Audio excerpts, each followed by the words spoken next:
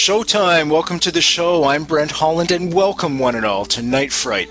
November 22nd, 1963, the John Kennedy assassination. Some say the world was changed forever. Not just America, but the world, folks, because John F. Kennedy perhaps may have been the first globalist.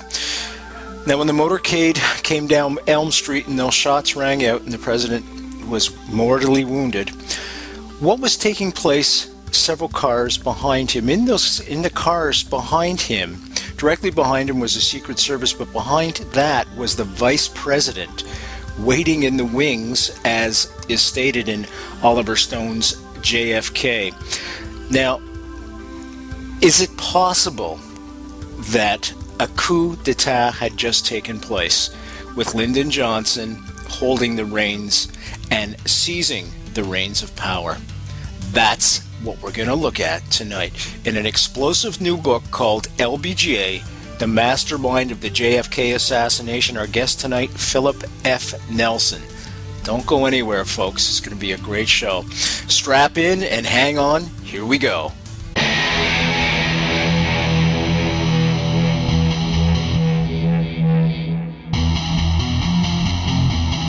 There is a time to question. There is a time for answers. There is a time to challenge. There is a time to speculate. There is a time for change. There is a time for truth. The time is now.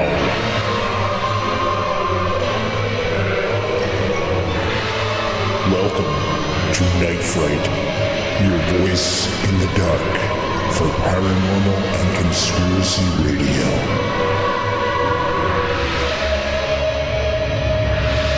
And now your host, Brent Holland.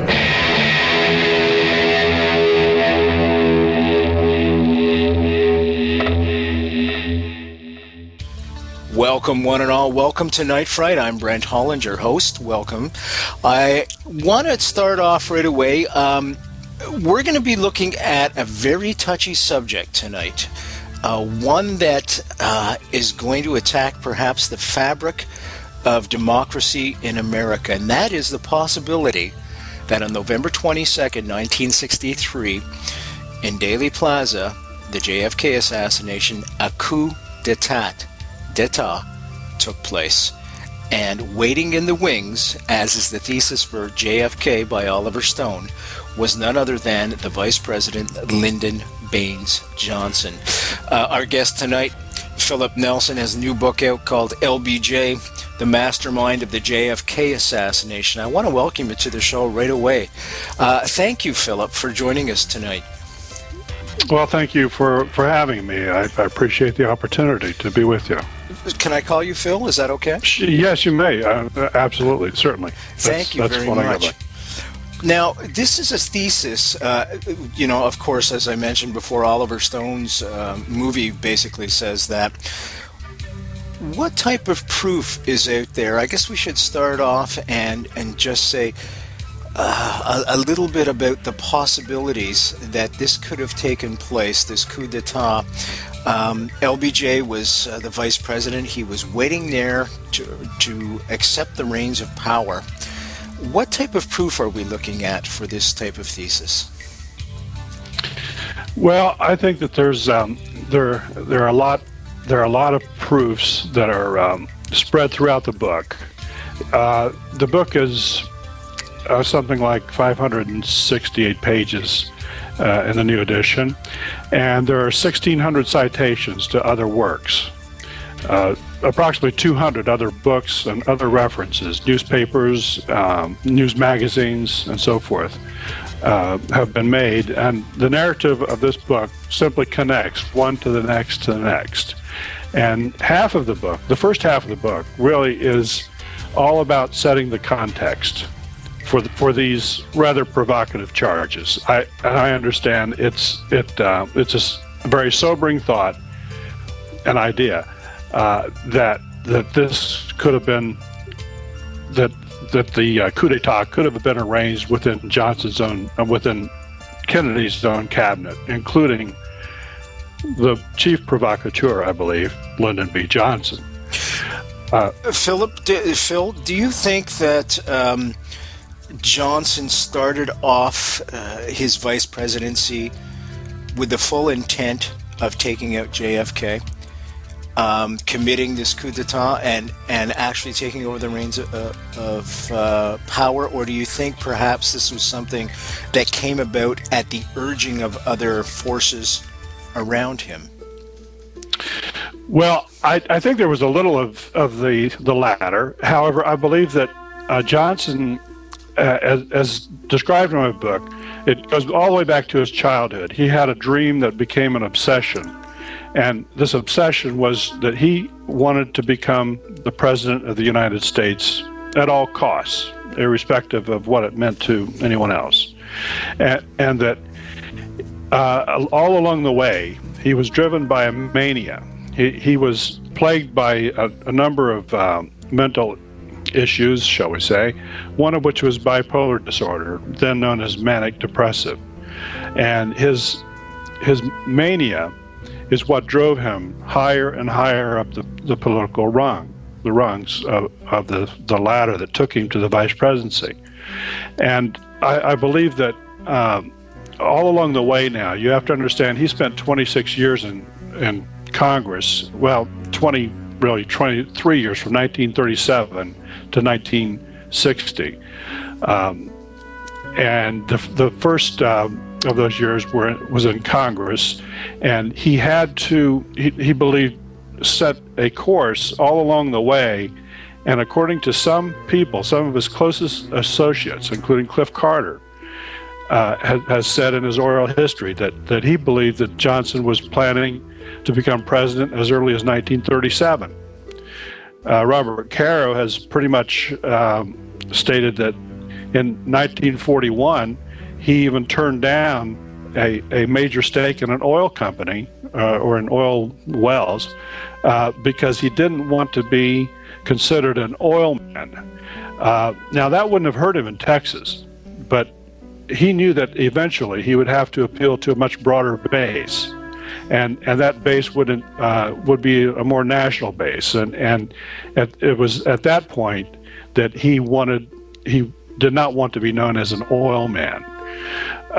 He decided to acquire his wealth in other ways, and in 1943, he and Lady Bird bought a little radio station down in Austin, and it was a distressed sale. And it was distressed basically because Johnson had been behind the FCC. He had many appointments already, and the FCC denied all the requests for a broader license to this radio station as long as it was held by the previous party.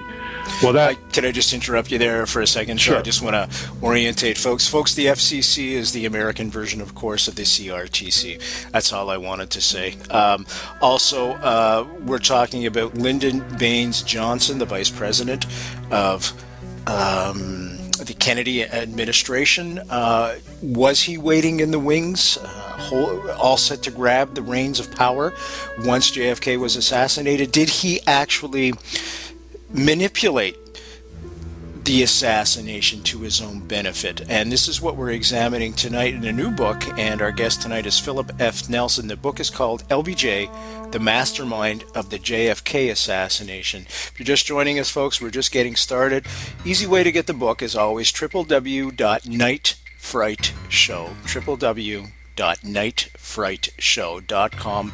Just click on the book cover. That'll take you right to a spot where you can order it from the comfort of your own armchair. Right online you can order the book, and it is thoroughly researched, and it's a terrific read. He's an excellent writer, by the way. Philip, you're an excellent writer, without question. Well, thank you. Now, everybody knows that politics is an extremely dirty game, without question. We like to believe that democracy is in full swing and that it's very open and very transparent, but in a lot of cases, nothing is further from the truth. Are there templates where, prior to the assassination, LBJ was less than scrupulous, let's put it that way, less than straightforward? Was he indeed an instigator, perhaps swaying more towards the dirty end of politics? Well, all along his that journey I mentioned that started back in the 30s, he had become more and more involved in criminal activities, so that by the 1950s, he was deeply involved in a number of different criminal activities, including helping the mafia through Carlos Marcello and his lieutenants in Texas. There were a number back then. Savella was one, and Campisi was another. They both had their fingers in what was called the numbers racket.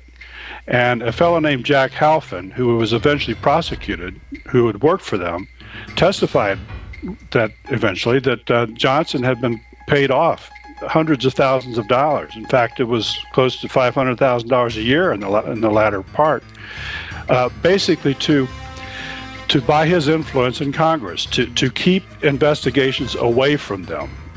And this is all documented and cited in the book. He also became involved in a number of murders, and this is according to his own associates, and his lover of 21 years, with whom he had a boy in 1950, Madeline Brown, and Billy Saul Estes later came forward and stated that Johnson was behind anywhere from 10 to 17 murders. He could only speak for himself for 10 of those. 5 of whom were people who worked with Estes in I'm sorry to interrupt you again, Philip. Can you just explain that relationship between Billy Saul Estes and LBJ? A lot of people aren't aware of that. Okay, I'd be glad to. Billy Saul Estes had been known as a wheeler dealer in West Texas, and he had cornered the market on certain business arrangements, basically involved in the irrigation of West Texas and in the acquisition of this liquid fertilizer, and dry has ammonia, I think it's called. And he had connected himself through some major financial companies in order to set this up. And I'm trying to condense this all. It was a very complex scheme involving two major components, and one of those was the acquisition of cotton allotments.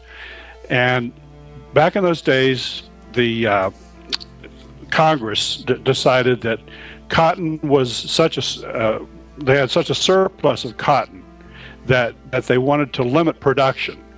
And the only way that you could apply new cotton allotments to all this land that Billy Saul Estes was trying to produce cotton on was to buy land that had been taken by the government through the process known as eminent domain. That is, they would condemn property to build interstate highways at that time. And during the 1950s, they were putting interstate highways throughout the South. And so a lot of farmers lost the land that they had previously used to grow cotton. And he arranged through some very manipulative processes to acquire that land and really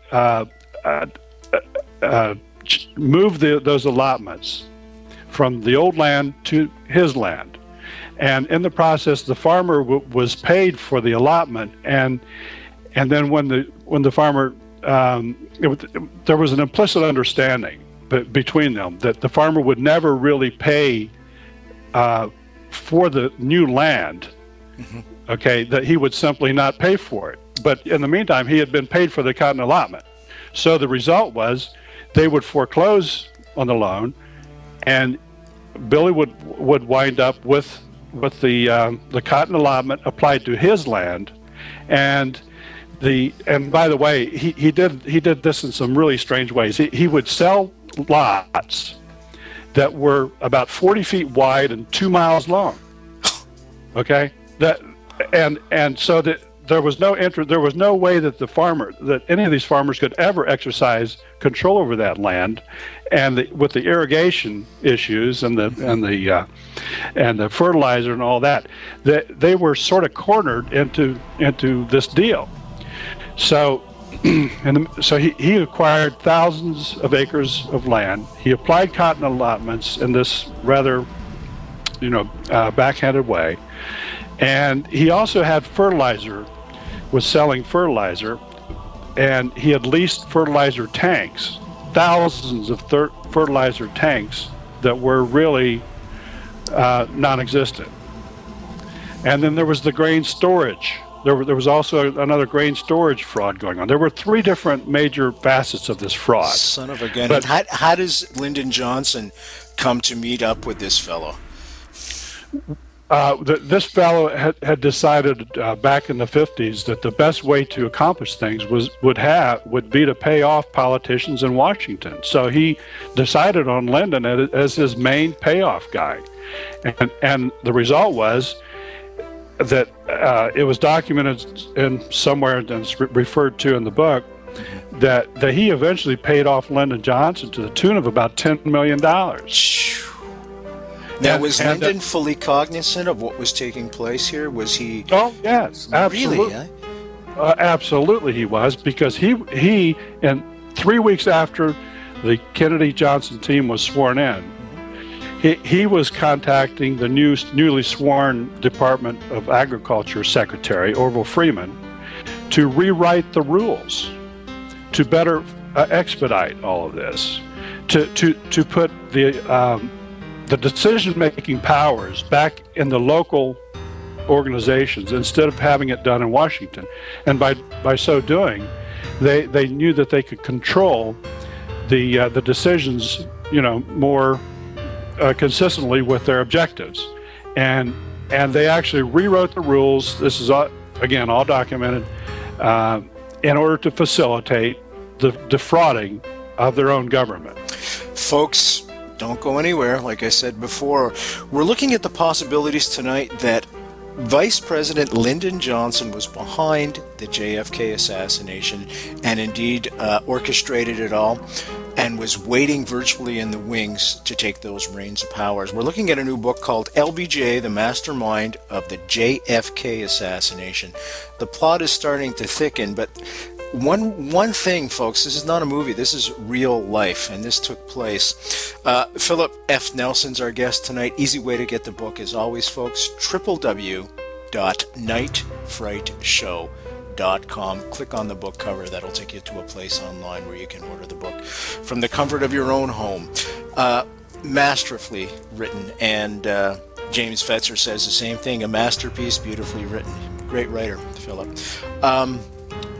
Now, how did he become the choice for the Kennedy administration to choose to be vice president? Was there others that perhaps were on the list, and all of a sudden he came to be?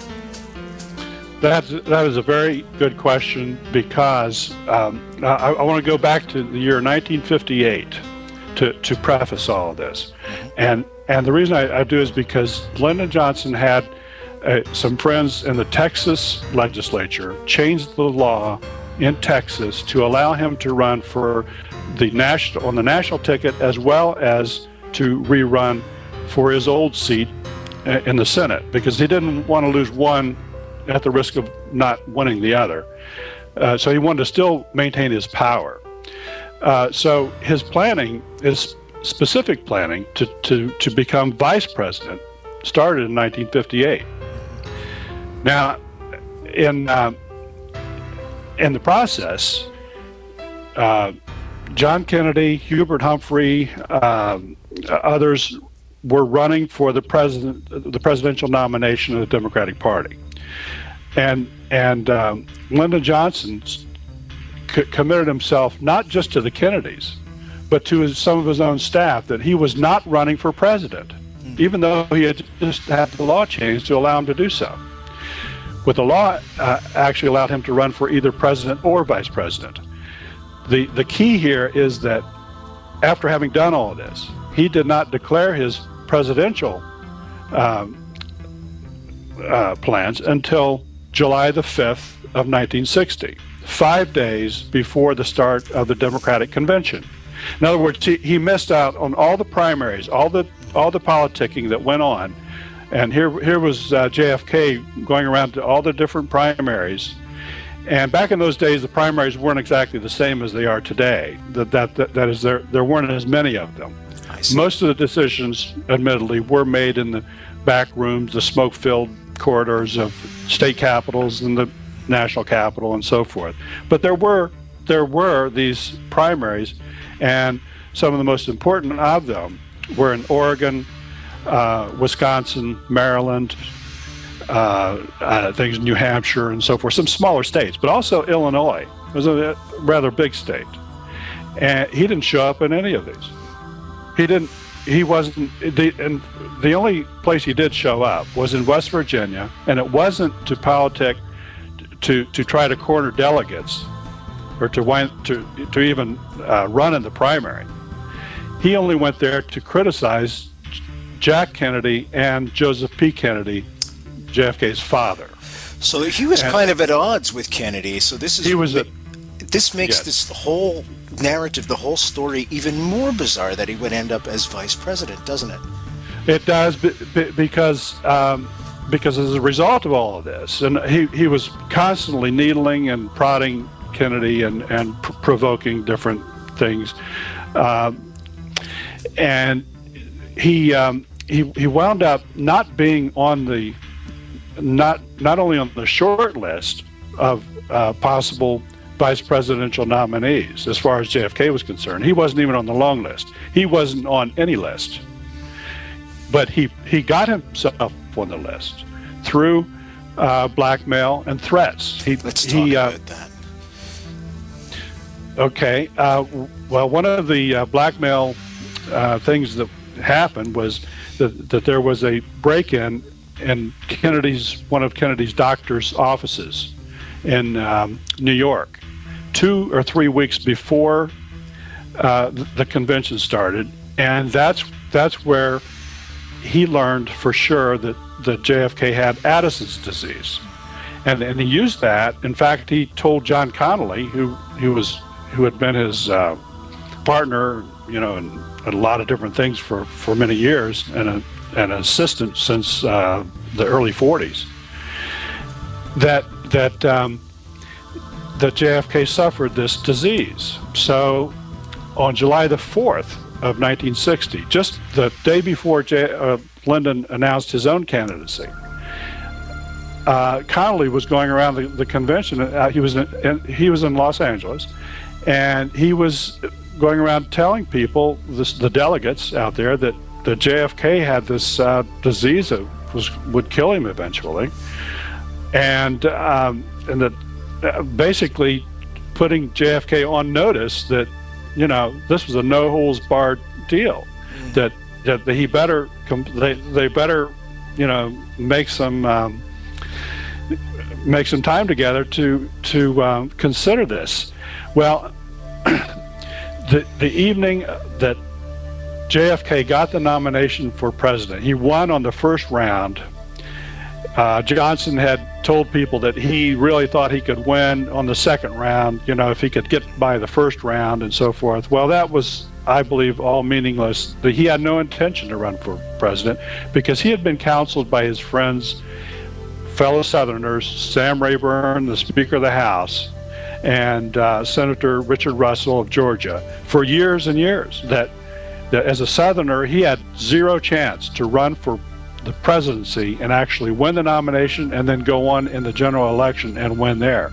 So did he approach Kennedy, or did Kennedy approach him to be vice president?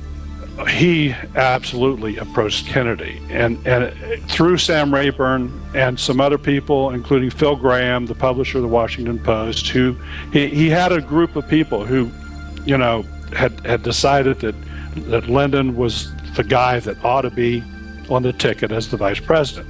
So the first effort was through these friends who who separately contacted Kennedy. They didn't get anywhere. So Rayburn and or Johnson called John F. Kennedy shortly after he accepted the nomination and didn't request a meeting. They demanded a meeting that evening. They had to meet. Now, in the meantime, it's important to understand that JFK had already given the nod to Senator Stuart Symington of Missouri, because they knew that he was very popular for other reasons in California, and that they could take California if Symington was on the ticket.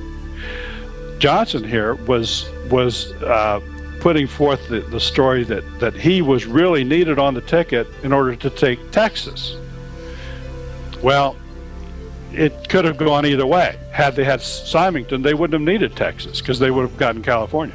As it was, they eventually lost California. Yes, they took Texas, but only because of 100,000 bogus votes.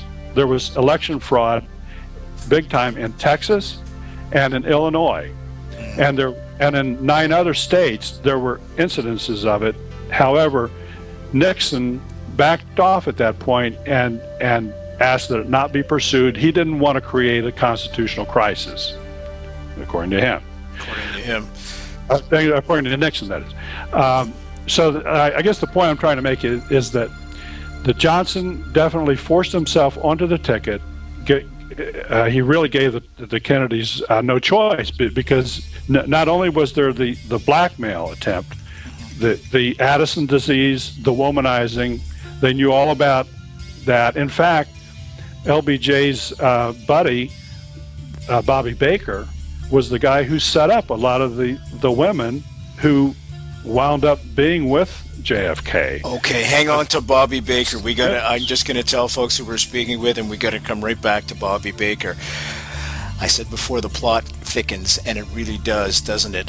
This is real life, folks. We're talking about the possibility that LBJ was the mastermind, as the book says, of the JFK assassination. Our guest tonight has written an explosive new book. His name is Philip F. Nelson, www.nightfrightshow.com. Just click on the book cover associated with tonight's guest. Take you right to a place where you can order the book online. As you know, folks, Night Fright does a lot, probably more than any other show of this nature on the JFK assassination. It's something I hold dear to my heart. I'm very proud of that fact. The fact that we're bringing new information, new researchers forward all the time, and bringing this information to light, because mainstream just runs away from this subject matter for whatever reason, close to 50 years later, and they're still running away from this information. So we're looking at that possibility now. Bobby Baker, back to you, Phil. Bear with us, folks, because this, they're all little dots, and we're connecting them, and what is going to come through at the end is going to be pretty darn shocking, I will say. Can we explain how Bobby Baker works into this mix, if you will? As I go like this, I feel like the three witches at the beginning of Macbeth, because really this is what they were doing. They were stirring the pot of something most evil. Can we talk about Bob Baker? What I'd like to do is just recap the 3 major scandals that Johnson had brought into the Kennedy administration with him. Okay, and during this period of 1961 to 1963, the first was really the TFX scandal, and that had to do with the production of a new jet fighter that would have been used by the Air Force and the Navy, and it later became called the F-111. It was basically had been decided to give that contract to the Boeing Corporation of Seattle, Washington. Well, that didn't work too well as far as Lyndon was concerned. And by the way, one of the things he demanded as he took the slot as the vice presidential nomination was to be given a lot of the power to make appointments. And so he appointed John Connally as, initially he had John Connally appointed as the Secretary of the Navy. That lasted a year before he decided to run for the governorship of Texas. So he replaced him with a guy named Fred Korth. Fred Korth had been the general counsel of the Continental National Bank of Fort Worth, and worked very closely with General Dynamics. General Dynamics was owned, well, the 20% interest was owned by a fellow up in Chicago. His name escapes me right now, but it was through this amalgamation of these different interests that they caused that contract award to be given to General Dynamics of Fort Worth rather than Boeing. Johnson, it was later shown that Johnson was, and this is sworn testimony that was given on November the 22nd, ironically, that Johnson was given $100,000 to throw that contract. Okay, so that was one scandal. And then I just mentioned Billy Solestis, yeah. and the at least 4 murders of people connected to him that were all intended to keep Billy Solestis quiet, to keep his lips sealed. And they were sealed for many years, even after Johnson died. But then eventually they became unsealed, and he was the one who should be really given the most of the credit for the knowledge that now exists about those murders. I will say one thing. In the book, I've noted 10 of those murders of those 4 people plus others that only one man uniquely benefited from, and that was Lyndon B. Johnson. I know that this is very troubling news to a lot of people who haven't heard some of this before, but it's all true. Well, okay, so that brings us to Bobby Baker. Bobby Baker had been a page when he was a young lad, and I guess he was 14 or 15 when he first came to Washington from South Carolina. And so when he was 20, that's when Johnson had just been, he wasn't really elected to the Senate, mind you. He stole that election too. I mean, that's all defined in the book too. It's all described, and that involved the stealing of thousands of votes, not just those last 203. It was thousands of other votes, but it came down to the wire, and so he stole that election, was sent to Washington to become the senator instead of just a congressman. And it was at that point that he first met Bobby Baker. Bobby Baker was in his 20s still, but he worked there, and Johnson called him into his office one day and wanted to know where all the skeletons were buried. And that was the formation of a partnership that grew and grew during the 1950s and the early 60s. And they just had a lot of different things going on, where it all involved the peddling of influence, though. And there were people connected to the mob, the mafia, that Bobby Baker was dealing with throughout this time. And they had a number of scams going on that resulted in millions of dollars being given to Johnson through Bobby Baker, through some of the others, through his other assistants, and including his lawyer, a fellow by the name of Ed Clark down in Austin, Texas. The group of them, and it was something that only Johnson could have put together and made this cohesive group that were involved in a number of crimes and the selling of political influence. Phil, you had mentioned the mob, and we all know that Bobby was going after the mob enthusiastically, would be to put it mildly. Did he ever try to influence Bobby and say, back off? You mean Lyndon and Bobby? Yeah. Because they were always at loggerheads, right? Always at loggerheads, those two. And I was just curious if that was one of the issues surrounding that whole confrontation between the two of them, because Lyndon may have been tied in with mob money, perhaps, or mob influence, that perhaps he wanted Bobby to back off a little bit.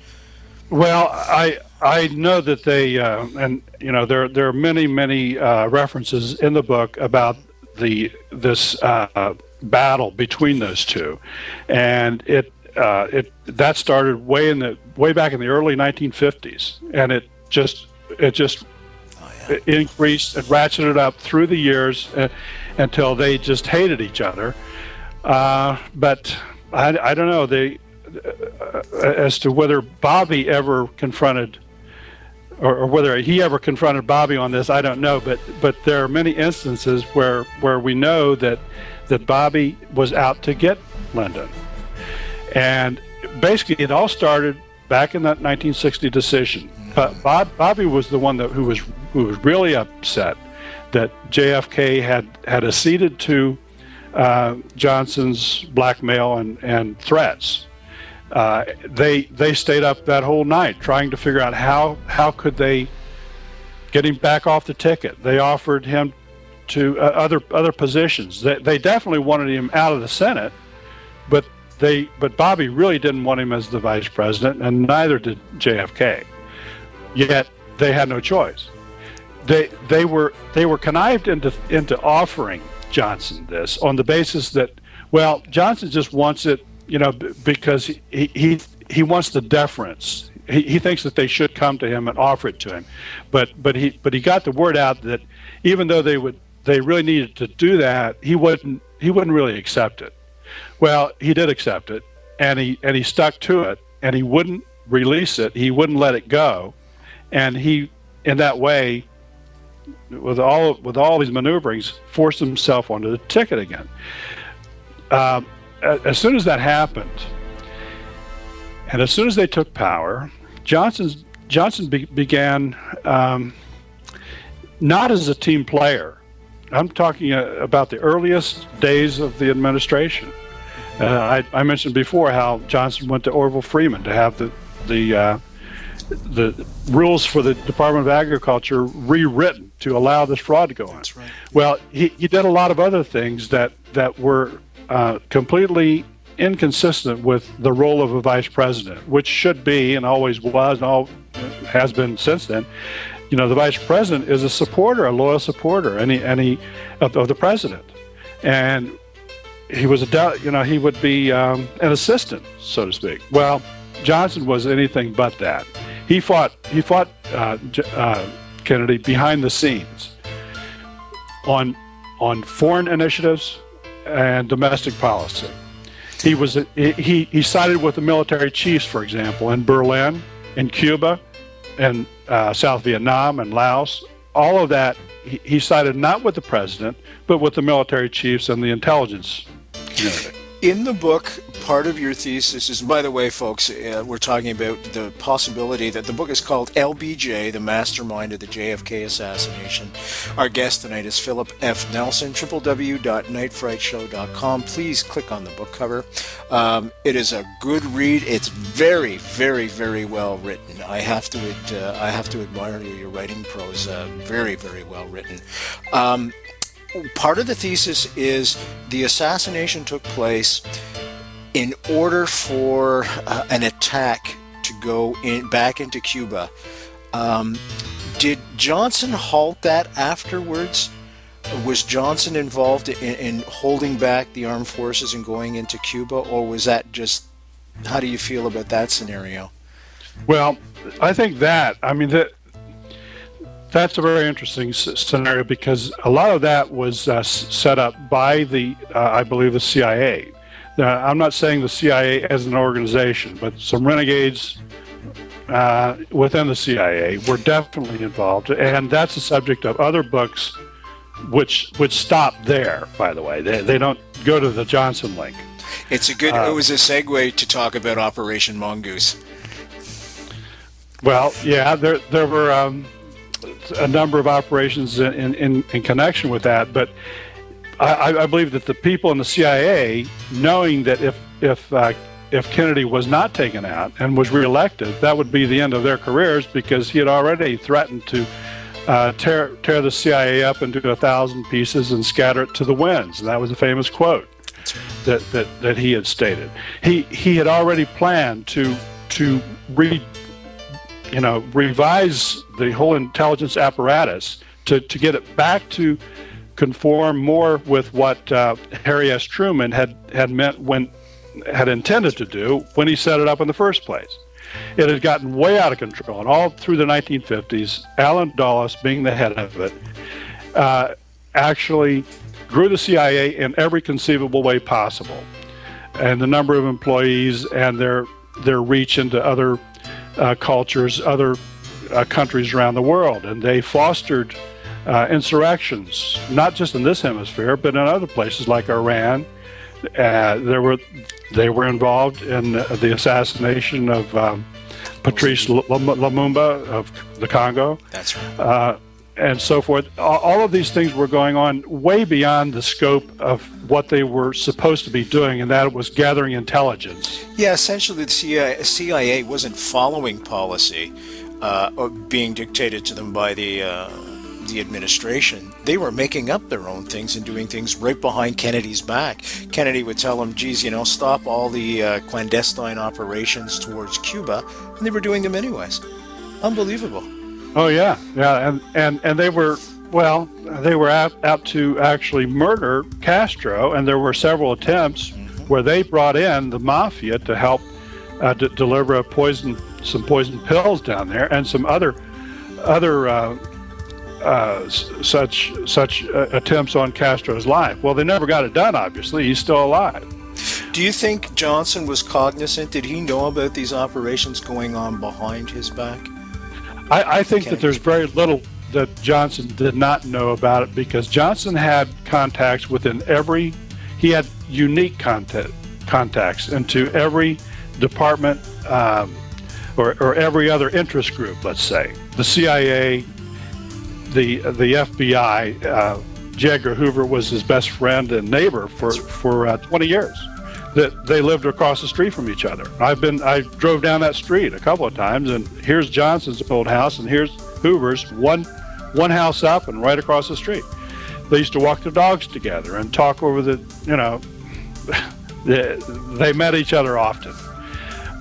J. Edgar Hoover at that time was considered some sort of a hero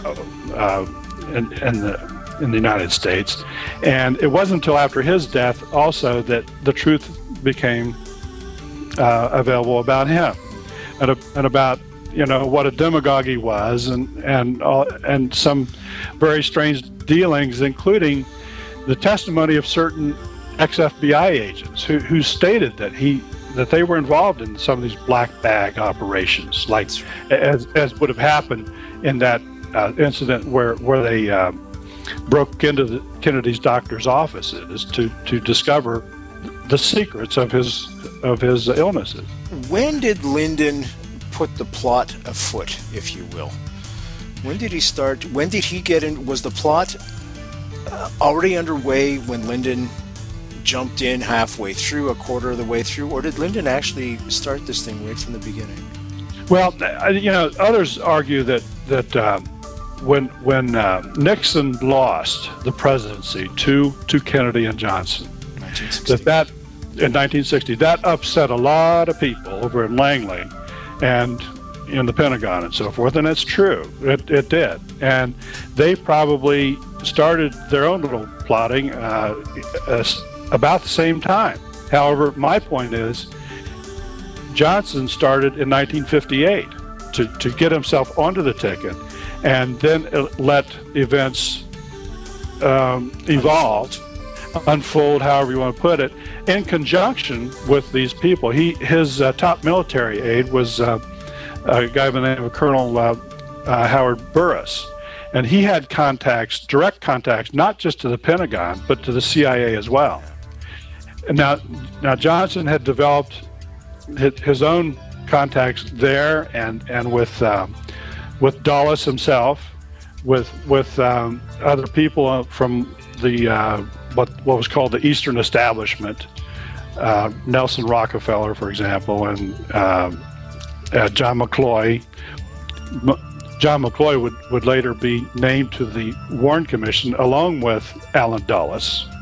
Both arguably conspirators before the fact, and in order to ensure that the case never really got solved, and to keep the commissioners off track enough. In other words, it was decreed as within minutes, at least hours, after JFK's murder, that Oswald was the assassin. And there's proof of that in the book that states that that information was transmitted to the 3 Air Force, or the 3 Boeing 707s that were in the air on the way to Washington. That included the 3rd one that had been out in Hawaii with 6 of the 10 cabinet members on there, and it had been rerouted back to Washington.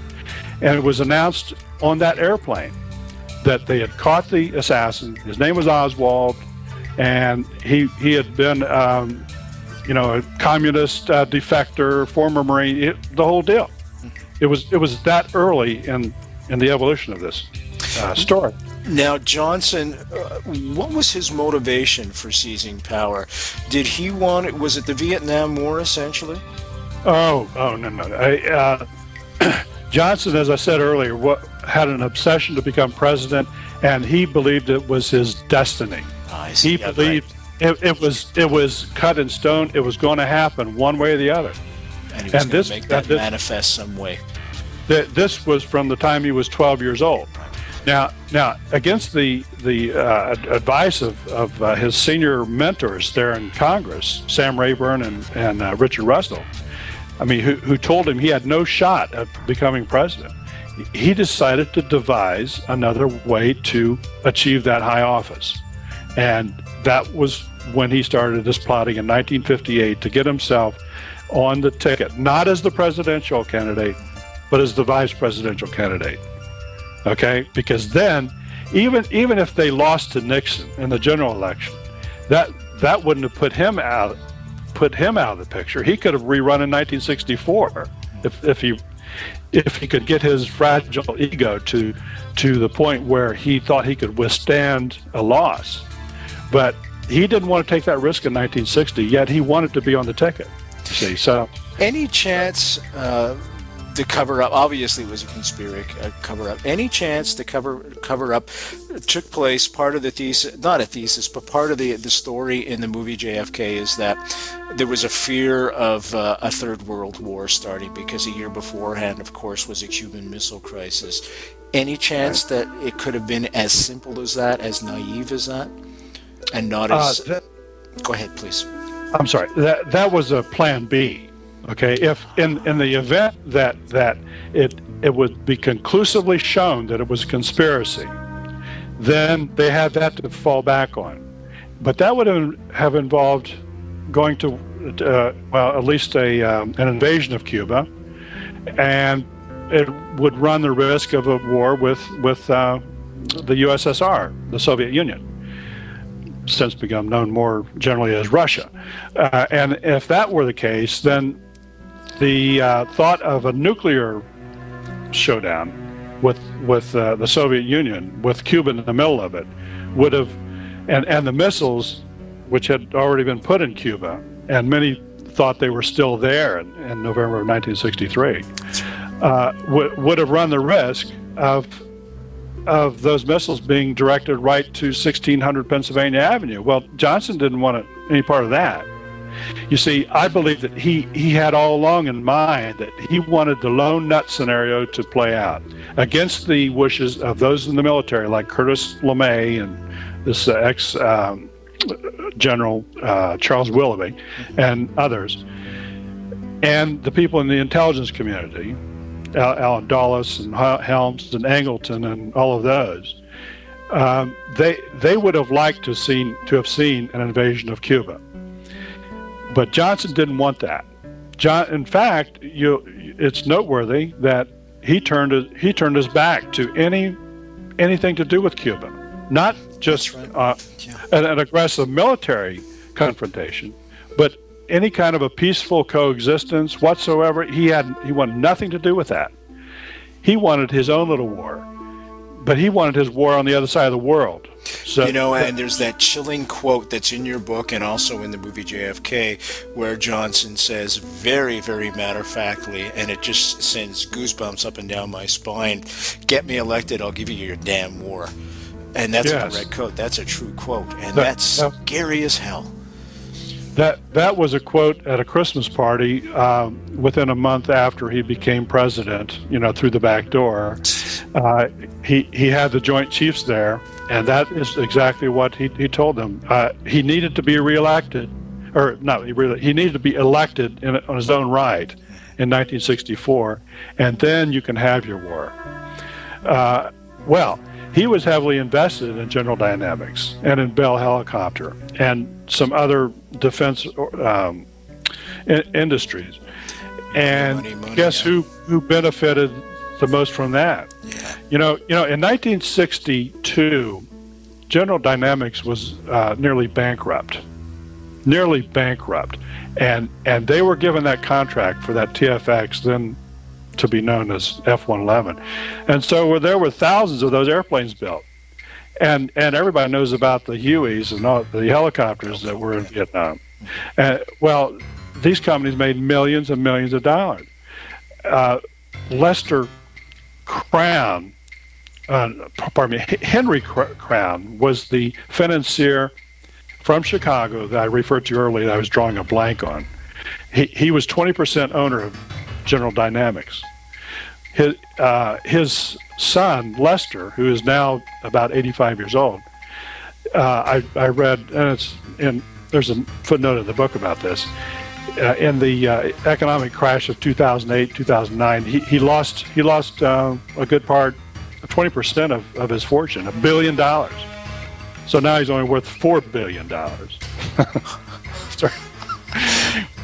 Phil, like I said, I know, Phil. There's a couple. We're running out of time very quickly. There's a few points I just want to ask you, and one of them is Johnson did not run for the 1968 election. He decided he wasn't going to run. Initially, was his plan to run and try and get 2 terms? Yes. Okay. Was Bobby running a surprise to him? Well, Bobby and he, all this time, as soon as the assassination happened, by the way, of course, Bobby was cut off from the top by Lyndon and from the bottom by J. Edgar Hoover. So he remained as an attorney general in name only. And all the while, I believe that Bobby knew exactly what was going on, and he said some words to the effect that if people knew what I know about Dallas, there would be blood in the streets. Yeah. Bobby Kennedy, and in fact, it's very ironic that J. Edgar Hoover said almost the same words to someone, a son of one of these oil millionaires. I don't have the words in front of me, but it was very similar to that. And in other words, it would be a very catastrophic for the country if I told you what I really know. Well, so here we have 2 people who also hated each other, probably more even passionately than Bobby and Lyndon hated each other. I mean, Do you think Lyndon may have been involved in the Bobby assassination? Bobby Kennedy, folks, by the way, we're talking about Bobby. Well, speculation. I believe so. I haven't studied that in as much detail, and I would like to do that at some point, but it's hard to not come to that conclusion, isn't it? Once you've read what I've already written in this book, and there are others. This is not the first time, by the way, that anyone has written a book which accuses Lyndon Johnson of being behind it. But I think it's the most thoroughly researched book, and for sure the best written book, without question. Well, thank you for that. I believe that it is the most all-encompassing in terms of looking at the entire assassination from the earliest days all the way through. And I believe what it shows is that there was a continuum. It wasn't a pre-assassination and a post-assassination conspiracy. It was a single continuum of a conspiracy that morphed on November the 22nd of 1963 into an extension of the previous. Phil, if Americans, November 22nd, 1963, we keep coming back to that date, folks. If Americans lost their country that day to a coup d'etat, have Americans got their country back? in 2011? Well, now that's a very interesting question. I think a lot of people would say no, that we're still being controlled by some of the same elements, that we still have the CIA. The CIA is still doing some very troubling things around the world. It's still, I think it was reined in during the 70s to a considerable extent, and it's not nearly as out of control as it had been in the 50s and 60s. But there are still things that jeopardize, I think, the national security, ironically. And it was the national security that everyone said, in the days after the assassination, it was the canard that was put out there to say that, well, all of this is under wraps. We really can't talk about it. And this evidence is something that's so secure that we have to put it away for 75 years. Even though it was just a lone nut, some kind of a loony commie did all this, we have to keep all of this under seal for 75 years. Well, that didn't last too long, so that by 1992 or 93, the Congress voted for the JFK Assassination Records Act and so forth, and that created the Assassination Records Review Board, and it was designed to release all these millions of files. Well, we're still waiting. There are many, many millions of files that have still not been released, and probably a lot of them have already been destroyed. Well, we know much of the evidence was destroyed or fabricated or lost, like JFK's brain. What happened to that? The autopsy photographs. It's all been proven beyond a shadow of a doubt that these records have really been either destroyed or fabricated in many, many ways. The crime scene, the limousine, what happened to that? Within 4 days, it was cleaned up within an hour. Yeah, Johnson ordered that. Yeah, all of this was done so that the crime scene would simply disappear, and the car was eventually rebuilt. You couldn't even recognize it based upon what it used to look like. It's in the Henry Ford Museum, but it's not even the same car. It's basically completely rebuilt. We've got to wrap up now, Phil, but I want to thank you for coming on the show. Folks, www.nightfrightshow.com. The book is called LBJ, The Mastermind of the JFK Assassination. Philip F. Nelson is the author. He's been our guest tonight. www.nightfrightshow.com. Click on the book cover, folks, and give this a read. You're going to learn stuff about LBJ you didn't know before. Very, very well written. You're probably looking at the book and going, oh my God, 500 pages. It's like butter. Trust me. When you have a good writer, folks, it makes all the difference in the world. And Philip Nelson is a good writer. I want to thank you all for joining us. Thank you, Phil, for joining us tonight. Well, thank you very much. Much appreciated, and your time and your patriotism to do the work and research this subject for us. I'm Brent Holland. Thank you. I'm Brent Holland from Night Fright. See you next time.